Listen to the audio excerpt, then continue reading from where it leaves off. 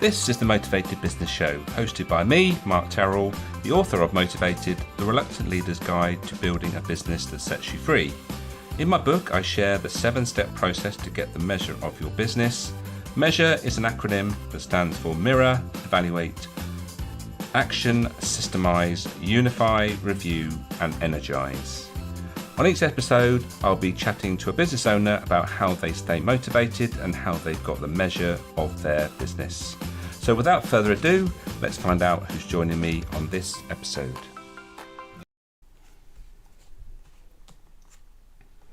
Hello and welcome to this edition of the Motivated Business Show with me, Mark Terrell, and today we are talking Excel. Yes, Excel, that thing that comes in all packaged up with your 365 subscription, and the question is, are you making the most of it? Well, today's guest, she knows how to make the most of it, so we are going to be delving into that in just a little while. But before we do that, just to remind you of a few things. This is a book I wrote a couple of years ago called Motivated. In that book, I share a 7-step process to get the measure of your business, and I will be referring to the M.E.A.S.U.R.E 7-step process towards the end of the podcast. I will connect what we've been talking about into the 7 steps, so it hopefully brings it to life a little bit. If you would like to contribute to the podcast, you can do that by buying me a coffee. That all contributions are appreciated. It keeps the wheels in motion, as it were. There's a QR code there. And if you'd like to buy me 2 coffees, I will be more than happy to send you a copy of my book. So if that's something you want to do, then click on the link in the description or comments, or use that QR code and it'll take you straight to the Buy Me a Coffee page. Right, without further ado, let's bring on today's guest. Welcome, Anne. Hi, Mark. Lovely to talk to you. I'm looking forward to this, Anne, but before we do anything else, let's give you an opportunity to introduce yourself properly. Okay, I'm also known as the Excel Lady. I didn't pick that name. That's the name other people gave me. And I'm a freelance trainer. I've been a freelance trainer since the mid-90s. As I like to say to my son, that's the mid-1990s, not the 1890s. And I've written several books on Excel, none of which are going to be optioned by Netflix, sad to say. And my most recent book is, you can see it there, it's called Hate Excel. And it's for all those people that I meet all the time who hate Excel. They have what they call the Russell Crowe argument. Russell Crowe was once asked on the red carpet, "Why are you here?" And he said, "Because I'm contractually obliged to be here." So many, many people feel like that about Excel. So this book is for those people. It doesn't have loads of Excel formulas.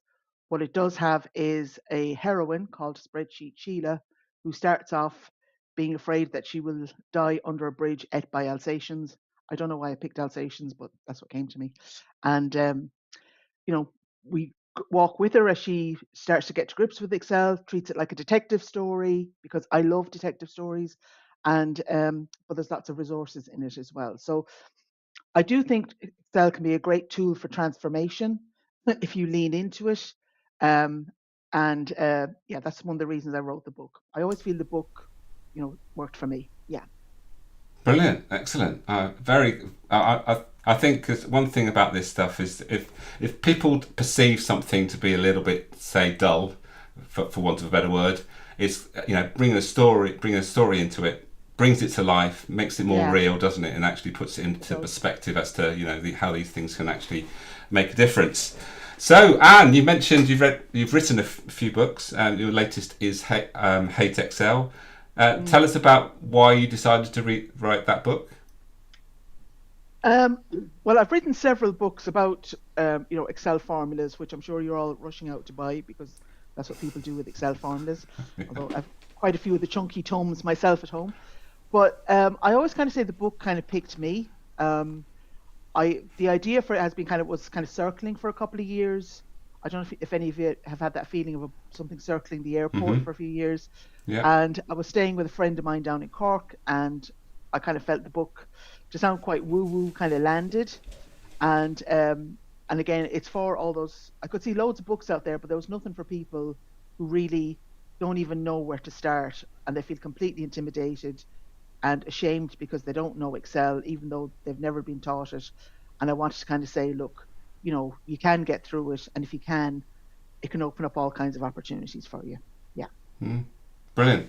So I'm going to ask you about some stories that where people have been a bit like anti-Excel and you've changed their world by introducing certain things around Excel. Have you got some good sort of juicy stories around those sort of things? Yeah, I have a few of them. Like one of them, one of my favorite ones is I had an email from somebody after I wrote the book, and he said, you delivered a course in 2019, and he said, I didn't think I could enjoy Excel, but he said now I am an Excel convert, and he kind of helps people, always promoting Excel to people. And I suppose the other one, then my one of my personal favorites was the woman who works as an accountant, and VLOOKUPs, what they call VLOOKUPs, are very important for accountants. And she came on a course with me, and she said, with the help of prayer practice, novenas, and some blood, sweat, and tears, she got to grips with it. And I suppose one of the things that really makes me happy is she says that now when she goes for a job, she knows she's not winging it. Like if somebody asks her, "Can you do X, Y, or Z?" She says, "I don't think I can do it, or I don't hope I can do it." She said, "I know I can do it." And I think that for me is the big thing about Excel, that when you have that confidence in your own competence, like it's priceless. Because and then I feel it can spill out to all other areas as well. Because you can think, well, if I can master that, what else could I do? Yeah. Yeah, yeah.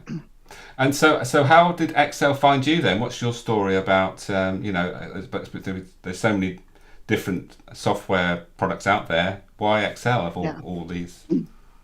Well, I remember one of my first jobs in an office, and this just shows you how long ago this was. And one of the computers they had Lotus, all right, which came in orange or green, and you activated the menu by pressing the slash key. That's a while back. And I remember thinking, wow, that looks really interesting, but there wasn't really much scope to learn it. And then when I went freelance in the mid 90s, um, I ended up teaching a couple of courses in Excel, and I suppose I always kind of felt pick me. And then there was a couple of times where I was asked questions that I didn't know, and I give one of those stories in the book.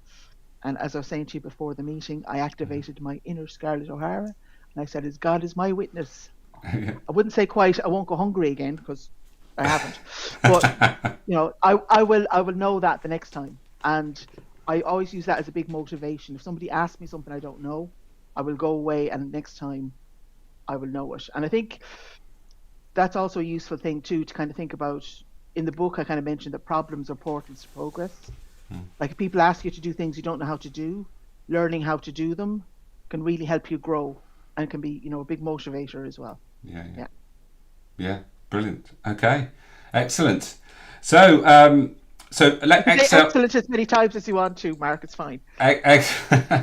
Excel is your thing, and we Yeah, when I met you back in the day, we were part of a training group, and we were all that's trainers and right. different things.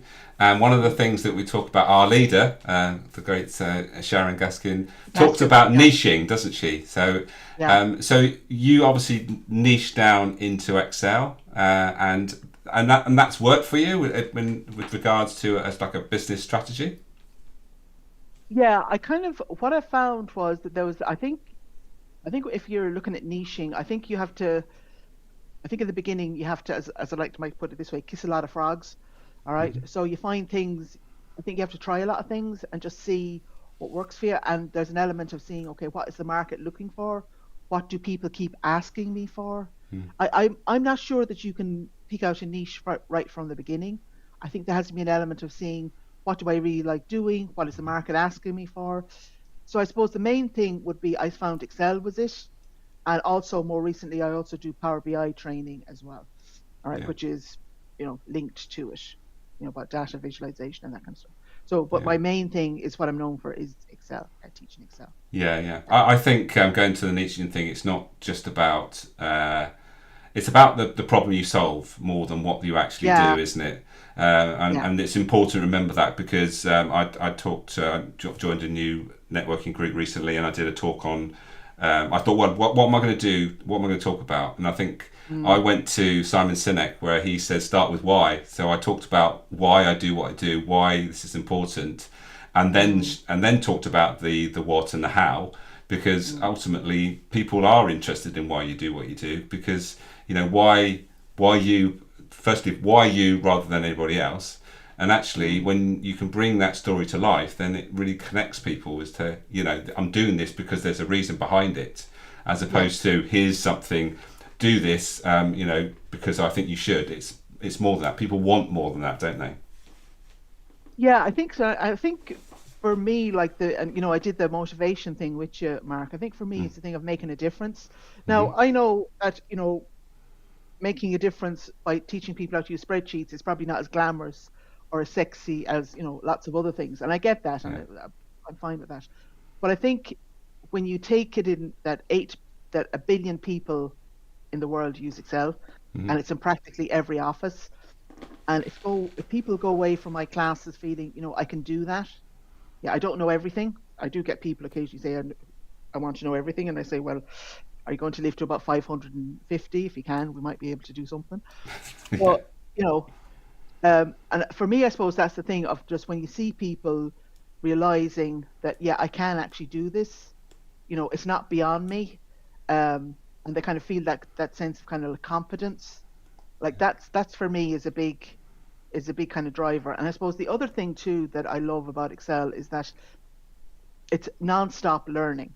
Right. I mean, I kind of feel that I'm learning every day Mm-hmm. because you see other people do things, or and the Excel community are very, very supportive, and we all want to, which is one of the things I love about it, the Excel community.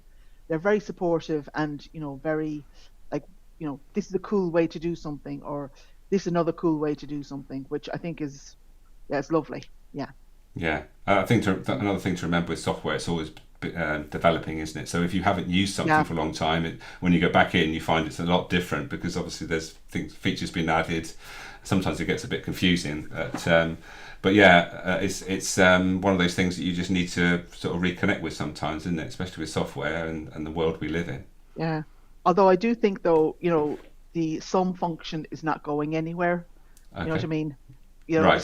There's certain functions. Um, People will always need to add up numbers in Excel. They did in Excel 5 when it came out first. They still need yeah, to do it. yeah, So yeah. like there's kind of group of things in Excel that I call the usual suspects, from Casablanca, where he says at the end, let's round up the usual suspects. Yeah. So there's always things that you need, like you need to be able to add, subtract, multiply, divide, other things as well. So some things don't change. All right. No. Maybe the way you do it might change a little bit, but I think it's a lot of the things are, you know, they're evergreen. Yeah. Yeah, yeah. So you were sharing before we went live a story about a fairly well known celebrity that used Excel in a particular an unusual way. Let's say that. Yes. So have you got some examples of unusual uses for Excel that have surprisingly been quite successful?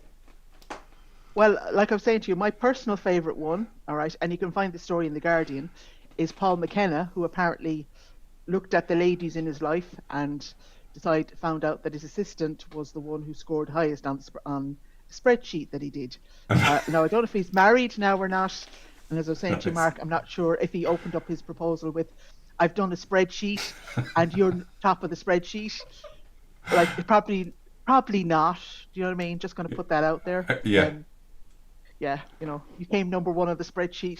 Thanks. Yeah, Brilliant. you know, Yeah. but So, is yeah. there anything else? Have you got any stories of clients that have found something in Excel that have just sort of changed their life in some way? I think some of the other ones would be the other favorite story I had would be a young woman I had not so long ago who um, she needed to kind of show data. So she said she was on a Zoom meeting with 9 managers, and because she'd done it manually, they kept saying things to her like, "That's wrong." And it was like I'd say she was in her early stage of her career, and I tell you, I really felt for her, because you can imagine she probably had spent hours doing it, you know. So one of the things we worked on was doing a VLOOKUP. So now when she ran the formula, she then knew that the figures were accurate, right? And she wasn't, and I hear that all the time. People learn to use particular formulas, and then even though they've spent hours doing it manually, like because humans, like we're going to make mistakes, whereas if you can kind of do it with a formula, like Excel doesn't get tired, needs to take a phone call or run to the loo. It Yeah. just does it over and over again. So yeah, that's the other one. And then of course the other one I had, which was quite a favorite, was the guy who was running a jazz festival who used Excel to generate a list of all the people who were coming to his master classes. Yeah. Wow. Mm, Brilliant. Yeah. So there's yeah. so many. So I think we should sort of move on to sort of some top tips with regards to using, Excel. What Okay. would you say? Where should people start if they've not ventured into Excel recently? Well, I would first of all kind of suggest maybe okay, buy my book. Okay, first of all right, Of course. start with Yeah. that, of That's course, yeah, yeah. all right, which comes with lots of resources that is it's for newbies. But I would start first of all by doing what I call mini experiments. I would open up a blank Excel workbook. If you've never worked with Excel before, and at the top, you're going to see things called ribbons. All right. And there's a lot of icons on them. And I would just start with even saying, okay, I'm going to see what those icons say. All right. There's one ribbon called the home ribbon, top left hand corner, and just say, okay, so if you do it, just go there, start with that one. And also, you could even go to help and say, look, how do I add up two numbers? And just try and see if you could add up two numbers and take it from there. But even if that feels too much, you know, press the escape key, close it down, start again. But just start by doing mini experiments, and just kind of almost like one of the things I had in the notes when I was writing was about desensitization experiments. You know what I mean? And just Hmm. always know where undo is. You know, um, Yeah. always know where the escape key is, top left hand corner, and that would get you out of most.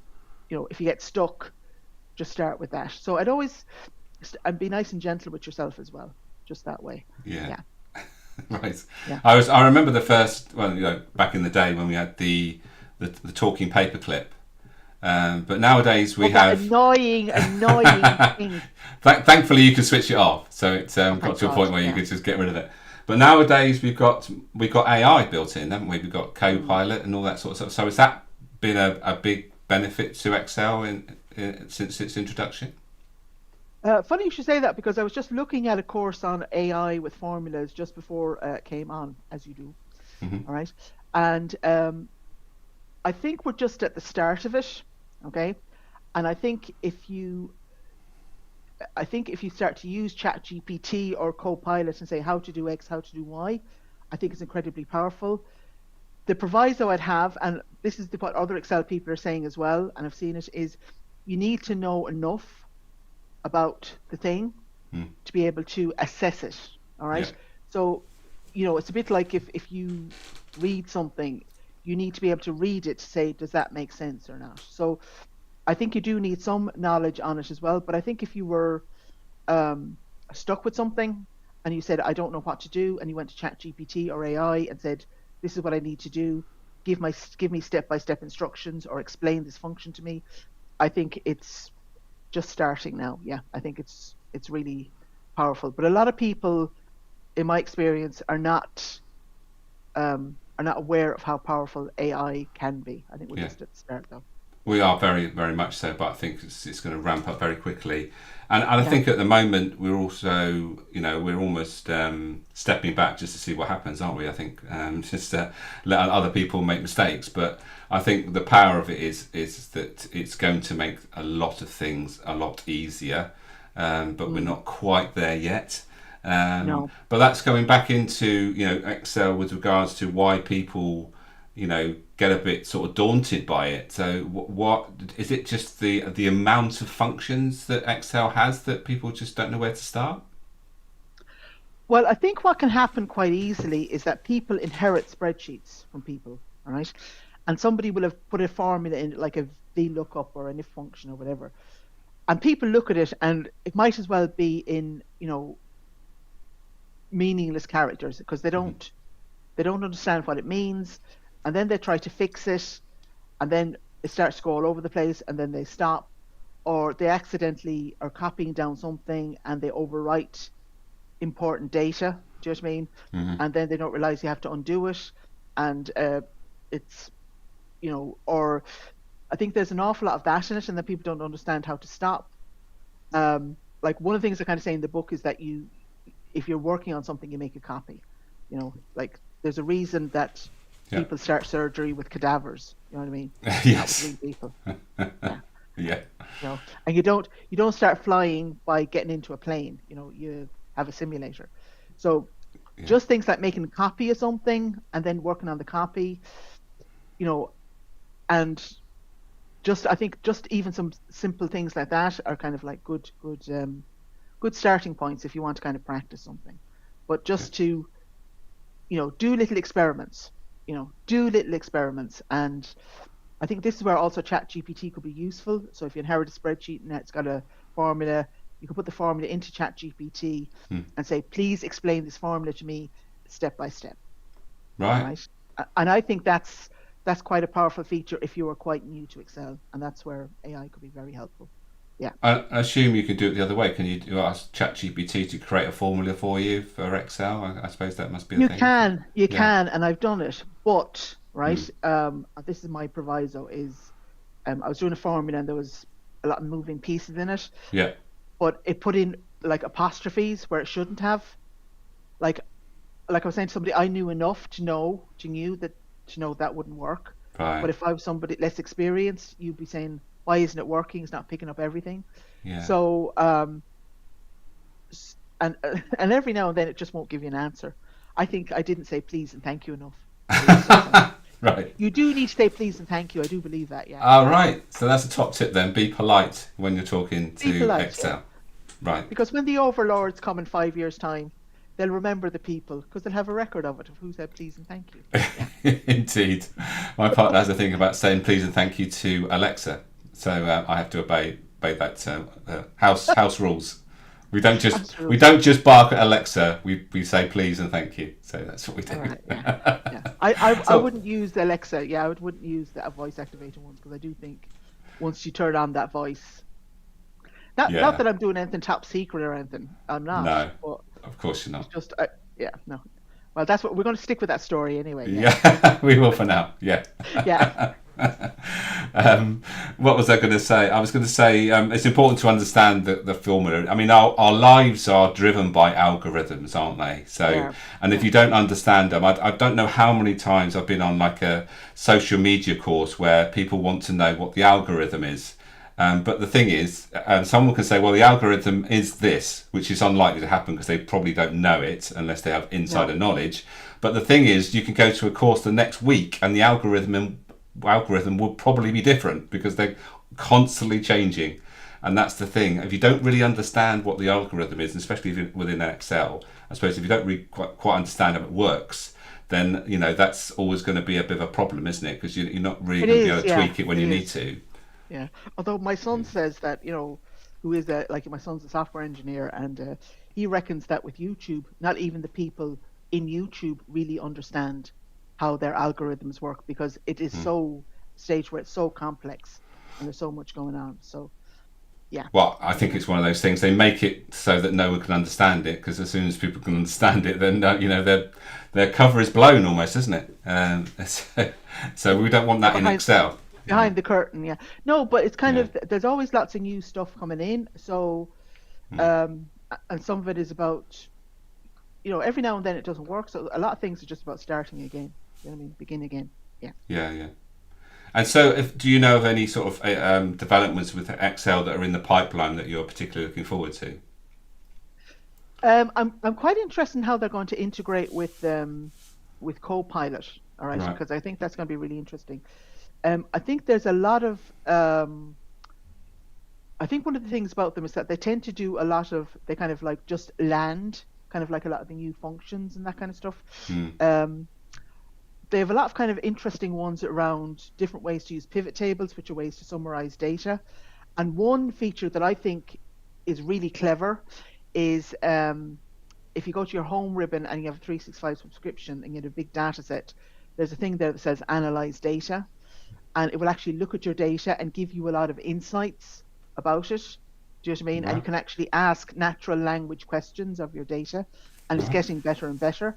The only thing though is that the wheels do tend to fall off the wagon a bit if your data set is bigger than 100,000 rows. I've noticed that. But Okay. Right. yeah, but I think if you had a big data set and you just wanted to get, some insights as to like what's the main selling products, what's Hmm. profitable, you can just type in what is my most profitable product. All right. Right. Mm. Yeah, without even thinking about any sort of No pivot tables code. or anything. No. Yeah, right. Yeah. Okay. Mm. Right. So that's well, when it comes along, that'd be a good place to start then, and then you can start developing your own sort of inquiries. Is that what they still call them? Inquiries? Is it when you talk about Well, they probably be second probably called more queries. Queries, queries? they probably be Right. called queries. Yeah.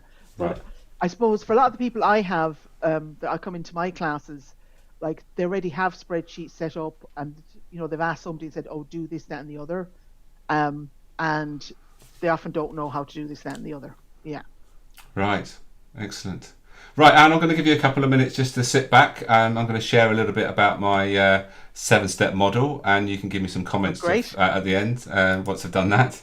So, Okay. as I mentioned at the top of the podcast, this is the seven-step model that I share in my book, and it starts here with mirror. Understanding yourself is key.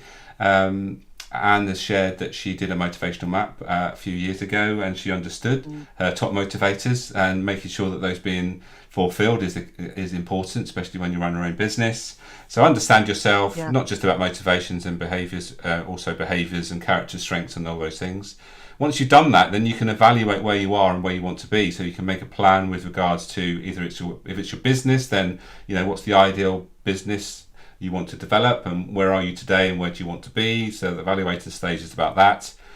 We need to take action around it and try things out. So that the action stage is about giving things a go and trying things, and then systemize. And I guess systemizing fits in quite nicely with Excel with regards to bringing in a system that Excel can help you with. Mm. And repetitive things in particular. If you're doing something on a regular basis, you don't want to keep adding things up manually. If you've got an Excel spreadsheet set up for something particular in your business that you can just fill in each Yeah. time, can save a lots of time, and that's what systemizing is about.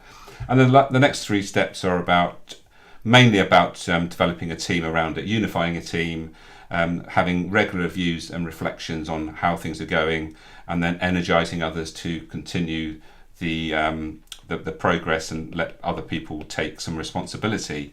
So let's just also just look at motivations, as it's been mentioned a few times.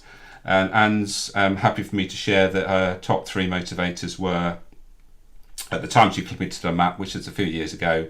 Her number one was searcher, number two was spirit, freedom, and expert was her third. And so Mm. the key here is to make sure that those are being fulfilled as much as possible. So search is about making a difference. Spirit's about doing your own thing in your own way, so having control and autonomy about the way you do things. So somebody that runs their own business tends to have a high spirit. So that's Mm. and this sort of thing you probably won't get from having a job within an organisation. Not, I'd say Mm. probably. It doesn't mean you definitely can't get it from an organisation, but it's quite hard to have autonomy in a career that's set out for you. And then the expert is about being a specialist. So that's definitely what Mm. Anne does with regard to specialism around Excel and Mm. also being a trainer. But also, I want to mention what we put these 9 motivations in order, and what we know from Anne was, you completed her map, was the lowest or the least important was star. And Mm. so often the biggest insight from a motivational map is the lowest motivator and how it might trip you up and stop you progressing. And so what Mm. is the star about? Star is about recognition, respect, and social esteem. And it's the motivator I connect mostly with marketing. So if it's the thing that, if you don't want to promote yourself, which is what marketing really is, then are you going to get the success and allow your business to grow if you're not doing any of it? So today, Anne is on this podcast with me. It might not be something that she jumps at because it doesn't really fulfill motivations. Maybe it does. Maybe it sort of covers sort of expertise and making a difference. But ultimately, what it's doing is it's promoting Anne, putting her more in the spotlight.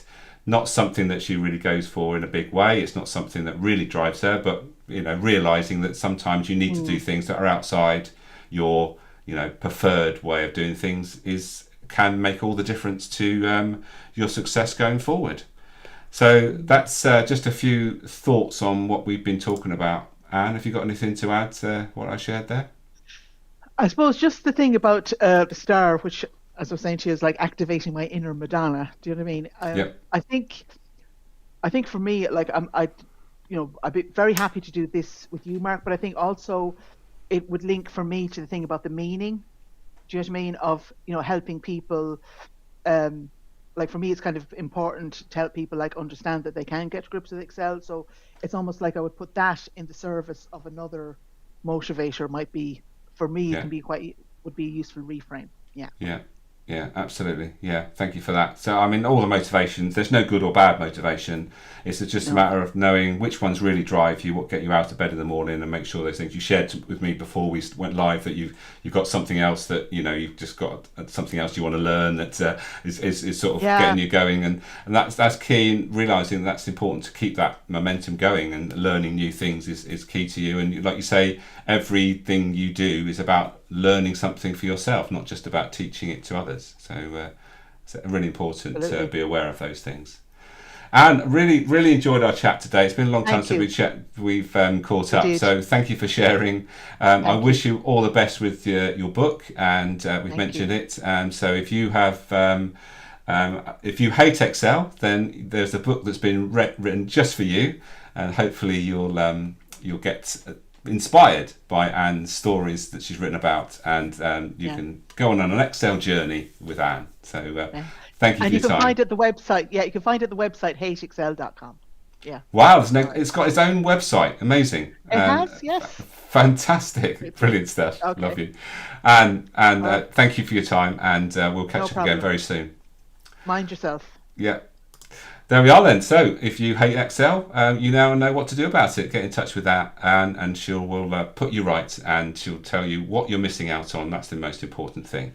So, right, just before we go, then, just to mention the book again. So, the 7-step process I talked about is in there, 7 chapters, talk about each of the 7 steps. And there's also 2 other chapters in there which are equally important. It's about looking after yourself and also knowing that you need to learn how to enjoy the journey, because any sort of business is a journey in itself.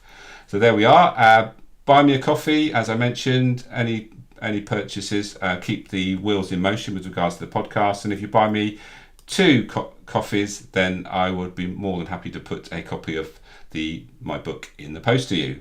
Thank you for those that joined us live, and for anybody that catches us on replay, wherever you are, wherever it is, on LinkedIn, YouTube, or on Facebook. Don't hesitate to leave either me or Anne a message, and we will get back to you as soon as we can. So for now, thank you for joining us, and until the next episode of the Motivated Business Show, take care, and we'll see you very soon.